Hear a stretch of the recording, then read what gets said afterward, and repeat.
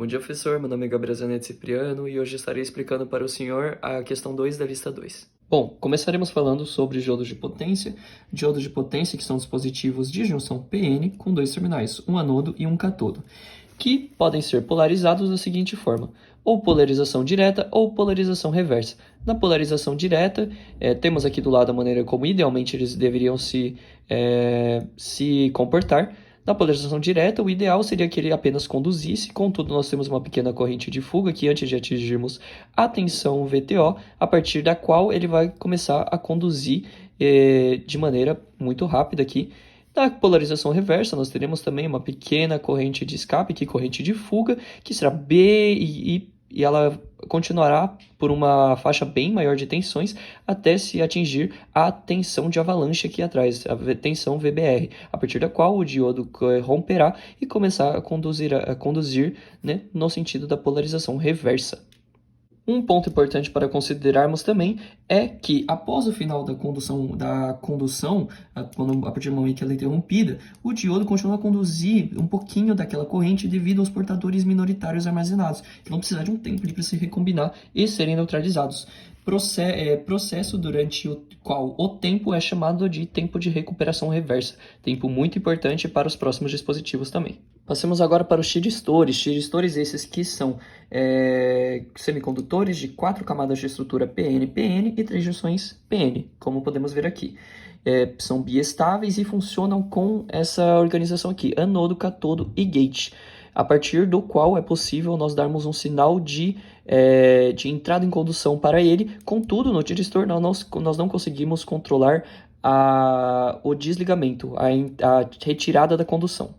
Condução essa, qual podemos analisar aqui no gráfico de corrente por tensão, em que nós podemos ver que depois dessa pequena corrente de fuga, se ele chegar na sua tensão máxima, ele vai disparar e daí ele vai vir aqui para a corrente de limiar. Contudo, se nós temos disparos no gate, né, uma tensão GC, gate catodo, nós conseguimos diminuir aqui a tensão necessária de VBO para que ele dispare e ele comece a estar em condução.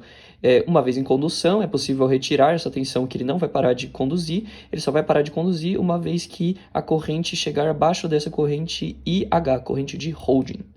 Passando agora para os transistores que têm como principal característica a entrada e saída de condução controlada a partir de uma tensão dentro do gate. E daí, como primeiro tipo de transistor principal que nós iremos analisar, temos o MOSFET, que é um dispositivo controlado por tensão, em que o grande diferencial dele é que ele consegue funcionar com tempo de chaveamento na ordem de nanosegundos, então ele trabalha muito rápido, o tempo de entrada e condução e o tempo de descida dele são realmente muito pequenos, e isso se deve à adição de uma camada metálica dentro de sua estrutura. Estrutura essa, qual podemos analisar aqui, junto dos seus terminais, fonte, porta e dreno. Analisemos então aqui o nosso gráfico de saída do MOSFET, onde nós teremos 3 regiões, uma região linear, uma região de pinçamento, que também é uma região de saturação, e aqui a região de corte. A região de saturação aqui ela é uma região onde não vai alterar muito, então não vai alterar muito o comportamento do sistema, uma vez que VGS vai estar saturado. Então, ela é utilizada para amplificação. Já a região linear, como ela tem uma variação linear da corrente ID, ela é muito utilizada para chaveamento. A gente pode perceber também que não tem uma área de corrente reversa, porque o MOSFET ele não aguenta correntes reversas. Por isso que normalmente ele é utilizado junto de um diodo, tal qual vimos em laboratório. Passando para o próximo transistor esse que é o BJT, transistor bipolar Passando então para o próximo transistor esse que é o transistor de junção bipolar. Ele é construído de uma forma em que se adiciona uma terceira camada a um diodo. Então a gente pode ver que o diodo aqui seria o P e o N. Aqui a gente tem a adição de uma camada N. Ele pode também ser um P, fazendo um NPN ou PNEP. E ele tem três terminais, sendo base, emissor e coletor. Partindo então para a análise das características de saída, nós temos uma região ativa que novamente é utilizada para amplificação, uma região de corte na qual não há condução e uma região de saturação, a qual é utilizada para o chaveamento.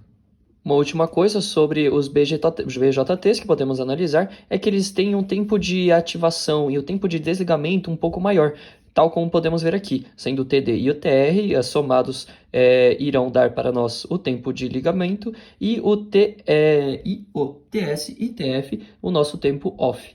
Então, nós podemos ver que ele tem um tempo de chaveamento muito menor do que o do MOSFET.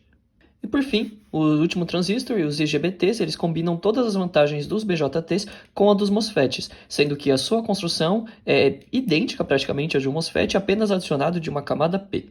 E por fim, analisando suas características de saída, podemos ver que ele tem uma característica de saída idêntica ao do MOSFET, só obviamente mudando as portas, que nesse caso são o coletor e emissor. E na análise geral, os IGBTs eles ficam entre os BJTs e os MOSFETs em questão de velocidade de acionamento e frequência, sendo o MOSFET aquele com a maior frequência e velocidade de acionamento.